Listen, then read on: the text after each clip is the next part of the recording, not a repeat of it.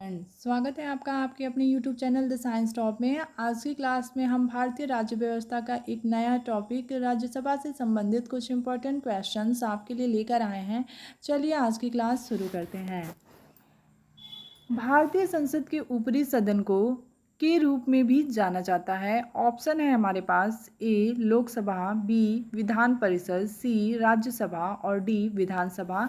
तो इसका right answer होगा सी राज्यसभा। चलिए अगला क्वेश्चन देखेंगे।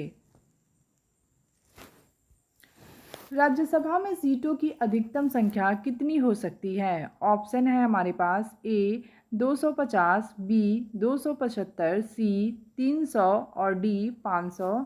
तो इसका राइट आंसर होगा ए 250। चलिए अगला क्वेश्चन देखेंगे। राज्यसभा के लिए राष्ट्रपति द्वारा कितने सदस्य नामित किए जाते हैं? ऑप्शन है हमारे पास ए 2, बी 12, सी 15, डी 20। तो इसका राइट आंसर होगा बी 12। चलिए अगला क्वेश्चन देखते हैं। राज्यसभा के लिए प्रत्येक राज्य के प्रतिनिधियों का निर्वाचन कौन करता है? ऑप्शन है हमारे पास ए विधानसभा के निर्वाचित सदस्य, बी विधानसभा के सभी सदस्य, सी विधानमंडल के सभी सदस्य और डी विधानमंडल के निर्वाचित सदस्य। तो इसका राइट आंसर होगा ए विधानसभा के निर्वाचित सदस्य। चलिए अगला क्वेश्चन देखेंगे। राज्यसभा में राज्यों का प्रतिनिधित्व किस बात पर निर्भर करता है? ऑप्शन है हमारे पास ए राज्य का क्षेत्रफल, बी राज्य की जनसंख्या, सी उपयुक्त दोनों और डी उपयुक्त में से कोई नहीं। तो इसका राइट आंसर होगा बी राज्य की जनसंख्या। चलिए अगला क्वेश्चन देखेंगे। राज्यसभा में किस राज्य के प्रतिनिधियों की संख्या सर्वाधिक है? ऑप्शन है हमारे पास ए आंध्र प्रदेश, बी मध्य प्रदेश, सी बिहार, डी उत्तर प्रदेश। तो इसका राइट आंसर है डी उत्तर प्रदेश। चलिए अगला क्वेश्चन देखेंगे। उत्तर प्रदेश से राज्यसभा के लिए कितने सदस्य चुने जाते हैं? ऑप्शन है हमारे पास ए 16, बी 22, सी 31, डी 34। तो इसका राइट आंसर है सी 31। चलिए अगला क्वेश्चन देखेंगे। बिहार में लोकसभा की 40 सीटें हैं, राज्यसभा की कितनी सीटें बिहार में हैं? ऑप्शन है हमारे पास ए 12, बी 14, सी 15, डी 16। तो इसका राइट आंसर होगा डी 16। चलिए अगला क्वेश्चन देखेंगे। राज्यसभा के चुनाव हेतु एक अभ्यर्थी की आयु निम्नलिखित में से कम नहीं होनी चाहिए। ऑप्शन है हमारे पास ए 35 वर्ष, बी 25 वर्ष, सी 30 वर्ष और डी 40 वर्ष। तो इसका राइट आंसर होगा डी 40 वर्ष। चलिए अगला क्वेश्चन देखेंगे। राज्यसभा के सदस्यों का कार्यकाल कितने वर्ष का होता है? ऑप्शन है हमारे पास ए 3 वर्ष, बी 4 वर्ष, सी 5 वर्ष और डी 6 वर्ष। तो इसका राइट आंसर होगा डी 6 वर्ष। चलिए अगला क्वेश्चन देखेंगे। राज्यसभा के सदस्य चुने जाते हैं। ऑप्शन है हमारे पास ए 4 वर्ष के लिए, बी 6 वर्ष के लिए, सी 5 वर्ष के लिए और डी आजीवन। तो इसका राइट आंसर होगा बी 6 वर्ष के लिए। चलिए अगला क्वेश्चन देखेंगे। राज्यसभा के 1/3 सदस्य प्रत्येक कितने वर्ष के पश्चात सेवानिवृत्त होते हैं तथा नए 1/3 सदस्य उनका स्थान लेते हैं? ऑप्शन है हमारे पास ए 2 वर्ष, बी 3 वर्ष, सी 4 वर्ष, डी 5 वर्ष। तो इसका राइट आंसर होगा ए 2 वर्ष। चलिए अगला क्वेश्चन देखेंगे। लोकसभा और राज्यसभा में गणपूर्ति कोरम संख्या है। ऑप्शन है हमारे पास ए कुल सदस्य संख्या का 1/5, बी कुल सदस्य संख्या का 1/6, सी कुल सदस्य संख्या का 1/10 और डी कुल सदस्य संख्या का 1/8। तो इसका राइट आंसर होगा सी कुल सदस्य संख्या का 1/10। चलिए अगला क्वेश्चन देखेंगे। राज्यसभा को भंग करने का अधिकार किसे प्राप्त है? ऑप्शन हमारे पास ए राष्ट्रपति को, बी उपराष्ट्रपति को, सी उच्चतम न्यायालय को और डी इनमें से कोई नहीं। तो इसका राइट आंसर होगा डी, इनमें से कोई नहीं। चलिए अगला क्वेश्चन देखेंगे। राज्यसभा का सभापति कौन होता है? ऑप्शन है हमारे पास ए लोकसभा अध्यक्ष, बी प्रधानमंत्री, सी उपराष्ट्रपति और डी राष्ट्रपति। तो इसका राइट आंसर होगा सी उपराष्ट्रपति। चलिए अगला क्वेश्चन देखेंगे।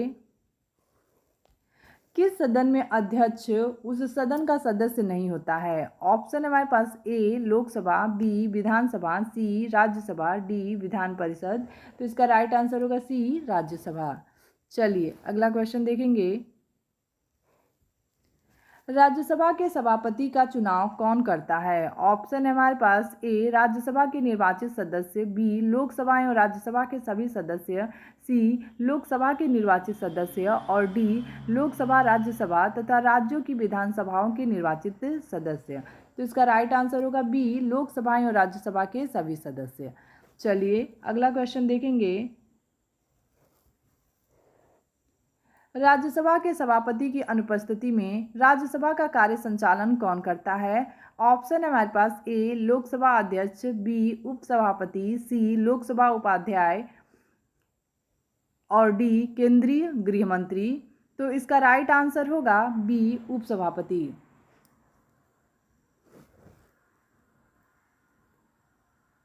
अगला क्वेश्चन देखेंगे।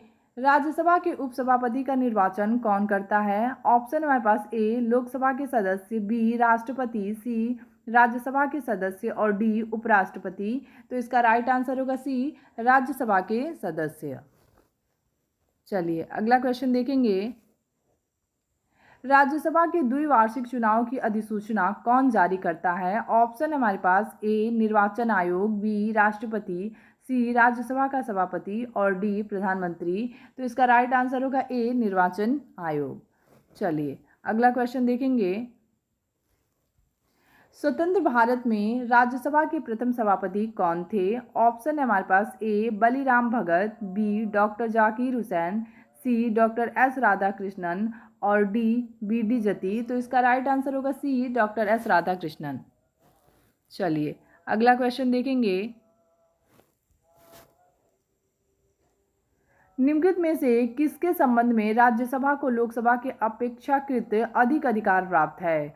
ऑप्शन है हमारे पास ए धन विधेयक, बी धनित्तर विधेयक, सी नई अखिल भारतीय सेवाओं का गठन करना और डी संविधान का संशोधन। तो इसका राइट आंसर होगा सी नई अखिल भारतीय सेवाओं का गठन करना। चलिए अगला क्वेश्चन देखेंगे। नई अखिल भारतीय सेवाएं स्थापित करने की दृष्टि से विशेष महत्व है। ऑप्शन हमारे पास ए लोकसभा के प्रस्ताव का, बी राज्यसभा के प्रस्ताव का, सी संसद के प्रस्ताव का और डी विधानसभाओं के प्रस्ताव का। तो इसका राइट आंसर होगा बी राज्यसभा के प्रस्ताव का। चलिए अगला क्वेश्चन देखेंगे। राज्यसभा धन विधेयक पर अपनी सहमति कितने दिनों तक रोक सकती है? ऑप्शन है हमारे पास ए 14 दिन, बी 15 दिन, सी 30 दिन और डी 18 दिन। तो इसका राइट आंसर होगा ए 14 दिन। अगला क्वेश्चन देखेंगे। लोकसभा द्वारा पारित धन विधेयक राज्यसभा द्वारा भी पारित मान लिया जाता है यदि उच्च सदन उस पर किसी समय सीमा में कार्य संपादन न कर सके। ऑप्शन है हमारे पास ए 10 दिन, बी 14 दिन, सी 30 दिन, डी 40 दिन। तो इसका राइट आंसर होगा बी 14 दिन। चलिए अगला क्वेश्चन देखेंगे। राज्यसभा को भंग करने में कौन सक्षम है? ऑप्शन है हमारे पास ए अध्यक्ष राज्यसभा, बी संसद का संयुक्त सत्र, सी राष्ट्रपति और डी उपयुक्त में से कोई नहीं। तो इसका राइट आंसर होगा डी उपयुक्त में से कोई नहीं। चलिए अगला क्वेश्चन देखेंगे। राज्यसभा के सदस्यों को नामित करने का अधिकार निम्नलिखित में से किसको है? ऑप्शन है हमारे पास ए राष्ट्रपति, बी उपराष्ट्रपति, सी न्यायपालिका, डी लोकसभा। तो इसका राइट आंसर होगा ए राष्ट्रपति। चलिए अगला क्वेश्चन देखेंगे। राज्यसभा है एक ए स्थायी सदन, बी अस्थायी सदन, सी वह सदन जिसका प्रमुख प्रधानमंत्री होता है और डी वह सदन जिसका कोई प्रवक्ता नहीं होता है। तो इसका राइट आंसर होगा ए स्थायी सदन। चलिए अगला क्वेश्चन देखेंगे। प्रधानमंत्री पद पर नियुक्त होते समय निम्नलिखित में से कौन राज्यसभा का सदस्य था? ऑप्शन है हमारे पास ए इंदिरा गांधी, बी मनमोहन सिंह, सी इंद्र कुमार गुजराल और डी उपरोक्त सभी। इसका राइट आंसर होगा डी उपरोक्त सभी। चलिए अगला क्वेश्चन देखेंगे। राज्यसभा का सर्वप्रथम गठन कब हुआ? ऑप्शन है हमारे पास ए 26 जनवरी 1952, बी 19 मार्च 1952, सी 11 फरवरी 1952 और डी 3 अप्रैल 1952। इसका राइट आंसर होगा डी 3 अप्रैल 1952। चलिए अगला क्वेश्चन देखेंगे। लोकसभा द्वारा विचारार्थ भेजे गए वित्त विधेयक को राज्यसभा अधिकतम कितने समय तक रोके रख सकती है? ऑप्शन हमारे पास ए 1 माह, बी 1 वर्ष, सी 7 दिन, डी 14 दिन। इसका राइट आंसर होगा डी 14 दिन। चलिए अगला क्वेश्चन देखेंगे। संसद के किसी भी सदन के 2 सत्रों के बीच अंतराल किससे अधिक नहीं होना चाहिए? ऑप्शन हमारे पास ए 3 महीने, बी 6 महीने, सी 9 महीने, डी 12 महीने। राइट आंसर होगा इसका डी 6 महीने। चलिए अगला क्वेश्चन देखेंगे। निम्नलिखित में से कौन सदन का सदस्य हुए बिना इसके अध्यक्ष के रूप में कार्य कर सकता है? ऑप्शन है हमारे पास ए लोकसभा का अध्यक्ष, बी भारत का उपराष्ट्रपति, सी विधान परिषद का सभापति और डी विधानसभा का अध्यक्ष। इसका राइट आंसर होगा बी भारत का उपराष्ट्रपति। चलिए अगला क्वेश्चन देखेंगे। भारत में निम्नलिखित में से कौन सा विधेयक राज्यसभा में पूरा स्थापित नहीं किया जा सकता?